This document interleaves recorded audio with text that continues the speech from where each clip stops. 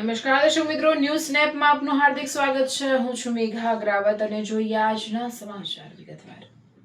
બનાસકાંઠાના ઉગડ તાલુકાના થરાના બાજુમાં આવેલું ઉણ ગામના યુવાન સરપંચ અને પંચાયતના કમિટી સભ્યો સાથે તેમજ દરેક કાર્યની અંદર જેમની સરાહનીય કામગીરી હોય છે તેવા વાઘેલા રણુભા હનુભા દ્વારા આજે વાલપુરા રોડની મુલાકાત લેવામાં આવી। અહીં દર વર્ષે ચોમાસાની અંદર પાણી પુષ્કળ પ્રમાણમાં આવતું હોવાથી વિદ્યાર્થીઓને ઉણ સ્કૂલમાં ભણવા જવાનું હોય છે।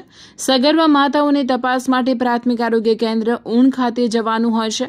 આરોગ્ય સ્ટાફમાં જ્યારે બહેનોને જવાનું હોય ત્યારે બહુ જ તકલીફ પડે છે અને ત્યાં કોઈની મદદ લઈને રસ્તો ક્રોસ કરવો પડે છે અને ભાઈઓ અને બહેનોને અહીંથી જ બેંકનું કામકાજ, દવાખાને તેમજ બીજા અન્ય કામકાજ માટે જવાનું હોય છે, પણ પાણીની આવકના કારણે બહુ તકલીફ પડે છે। તો આરએમડી સાહેબને નમ્ર વિનંતી છે કે આવનાર સમયની અંદર કોઈ અનિચ્છનીય ઘટના ન બની જાય તે માટે વાલપુરા રોડ પર નાળું મંજૂર કરવામાં આવે જે આપ સાહેબને સુવિધિત થાય।